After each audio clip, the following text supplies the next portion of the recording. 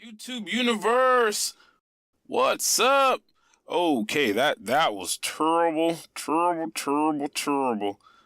Anyway, what's up, guys? This is the first video of this kind that I'm doing.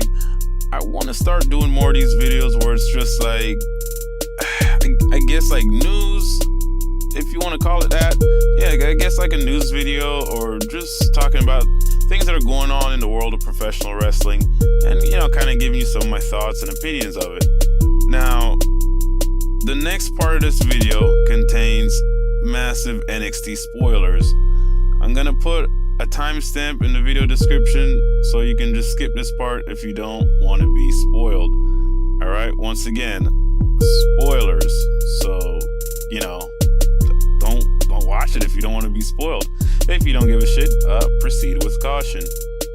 So, after the recent NXT tapings in Atlanta, we now know Alistair Black is gonna challenge Andrade Cien Almas for the NXT Championship at TakeOver New Orleans. So, that should be a pretty damn good match.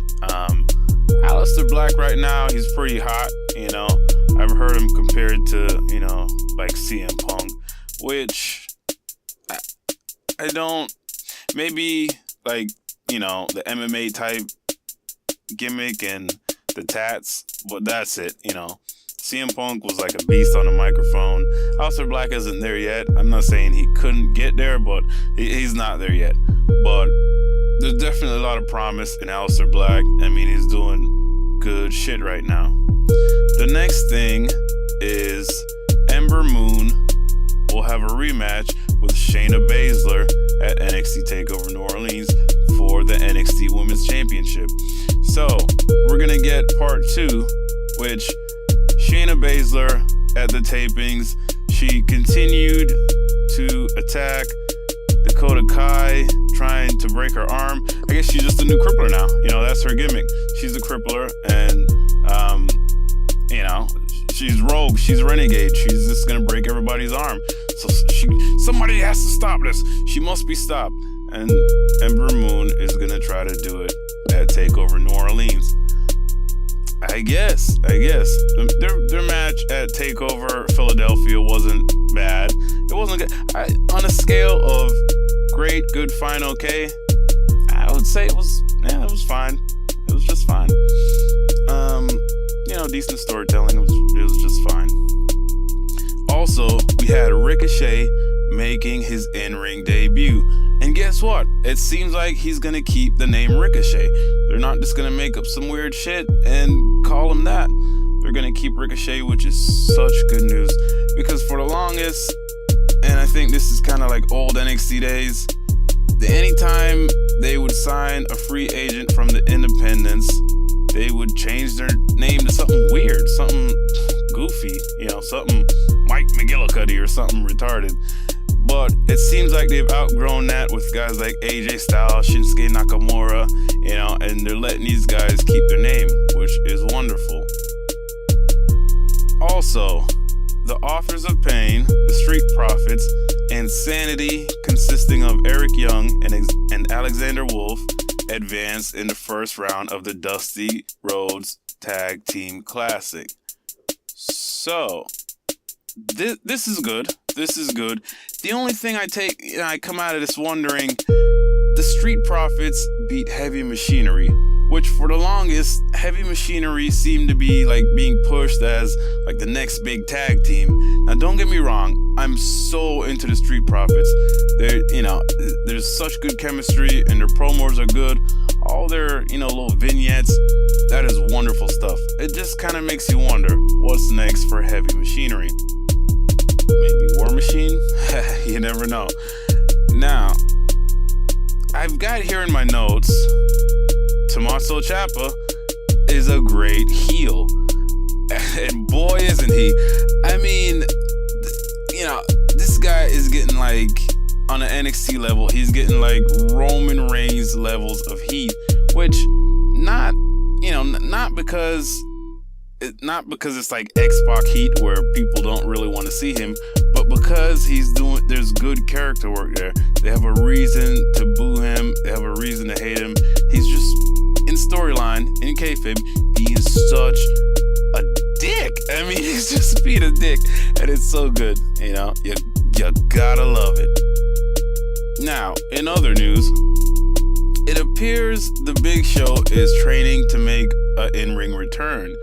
He put up this video on his Instagram where he, it's pretty much like him training for a return, which the last time we saw the Big Show, he was being, power slammed through the side of a steel cage by Braun Strowman. So, this is kind of interesting. I'm just going to leave this here for you. The Big Show making a return isn't like really like a big, whoa, shit, the Big Show's back. Yeah, it doesn't really, tickle my fancy.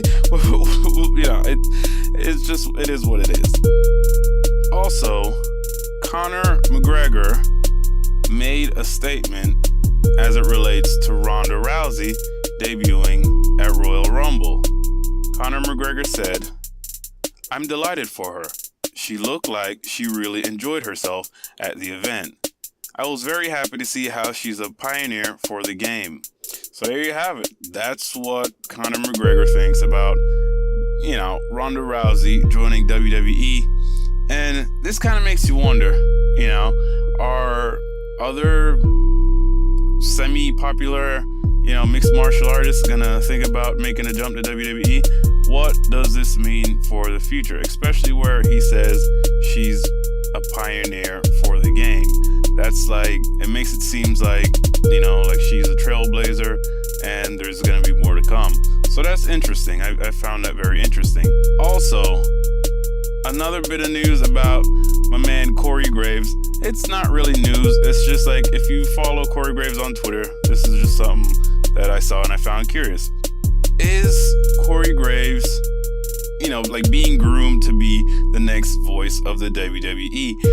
Because he calls like all their shit. It's like, if you see something WWE now and you don't hear Corey Graves' voice, like, you're in the minority, because like he does Raw and SmackDown.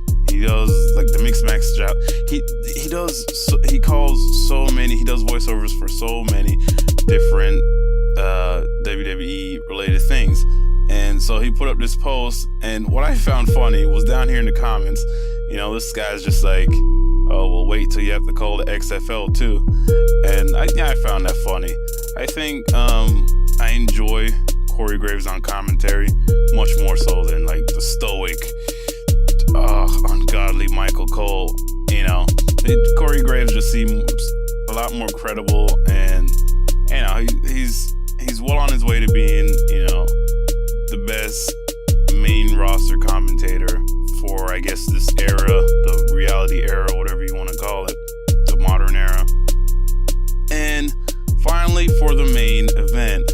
Now, what is the future for Rey Mysterio as it relates to the WWE? So, Rey Mysterio returning at the Royal Rumble is more popular on WWE's YouTube channel than Ronda Rousey's debut. So, when you put that into perspective, WWE was, their thinking was, all right, Ronda Rousey is going to be the main event because, this is going to be the mass media thing, and, it's going to be the only thing anyone's talking about. But when you look at the numbers and the statistics,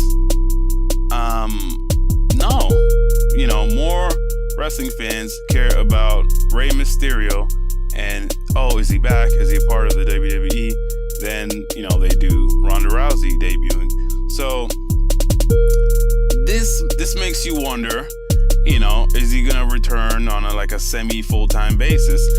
Is he gonna kind of return as a part-timer? Because at the moment it's pretty much a one-off thing.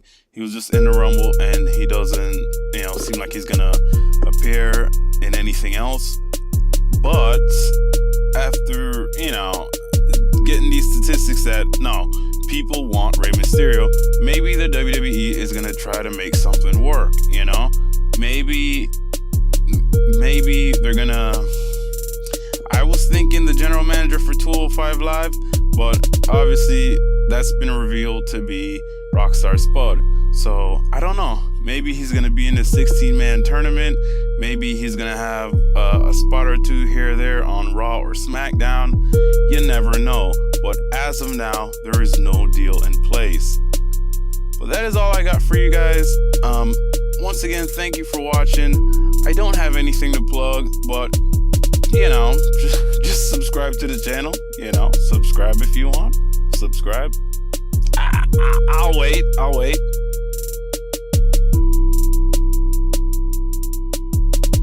Deuces.